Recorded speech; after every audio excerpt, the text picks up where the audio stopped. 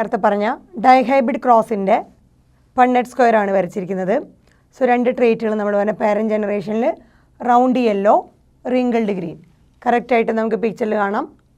Yellow കളറുള്ള round ഷേപ്പുള്ള ഇത്, അതുപോലെ റിങ്കിൾഡ് ഗ്രീൻ ആയിട്ടുള്ള സീഡ്.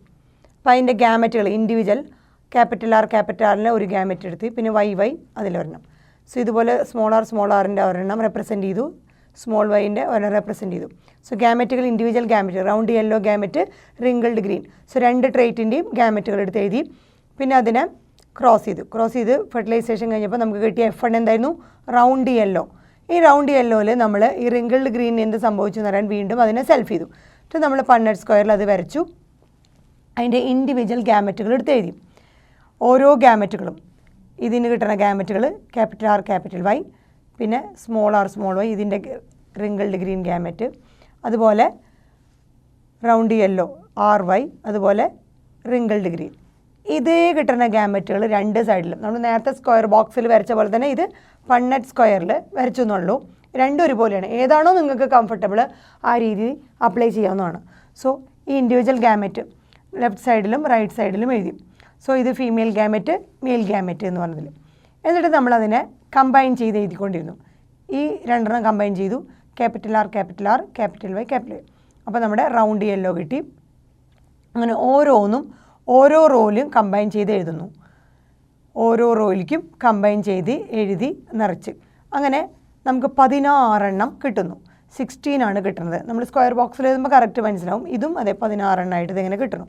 അങ്ങനെ നമുക്ക് നോക്കുമ്പോൾ 9 റൗണ്ട് യെല്ലോ കിട്ടുന്നുണ്ട്. ഇങ്ങനത്തെ 9 റൗണ്ട് യെല്ലോ കിട്ടുന്നുണ്ട്. അത് കഴിഞ്ഞ് റൗണ്ട് ഗ്രീൻ 3 എണ്ണം കിട്ടുന്നുണ്ട്. 3 റൗണ്ട് ഗ്രീൻ കിട്ടുന്നുണ്ട്. 1 2 3 റൗണ്ട് ഗ്രീൻ കിട്ടുന്നുണ്ട്. റിങ്കിൾഡ് യെല്ലോ 3 എണ്ണം കിട്ടുന്നുണ്ട്. ഇതാണ് റിങ്കിൾഡ്. 1 2 3 റിങ്കിൾഡ് യെല്ലോ കിട്ടുന്നുണ്ട്. ഒരെണ്ണം റിങ്കിൾഡ് ഗ്രീനും കിട്ടുന്നുണ്ട്. അപ്പോൾ നമ്മൾ നേരത്തെ പറഞ്ഞതാണ് round yellow and wrinkled green. Round yellow and wrinkled green എന്താണ്? പാരൻ്റൽ കോമ്പിനേഷനാണ്.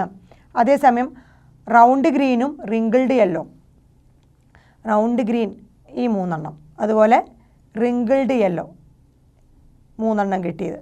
ഈ 3 എണ്ണം റിങ്കിൾഡ് യെല്ലോ, അതുപോലെ റൗണ്ട് ഗ്രീൻ 3 എണ്ണം, റൗണ്ട് ഗ്രീൻ റിങ്കിൾഡ് യെല്ലോ. ഇത് രണ്ടെന്നാണ് റീകോമ്പിനൻസ് ആണ്. സോ 2 പാരൻ്റൽ കോമ്പിനേഷനും 2 റീകോമ്പിനൻസും കിട്ടി.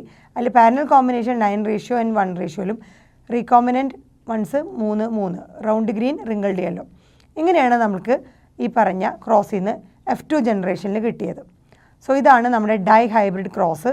ഇതാണ് നമ്മുടെ ഡൈഹൈബ്രിഡ് ഫീനോട്ടിപ്പിക് റേഷ്യോ.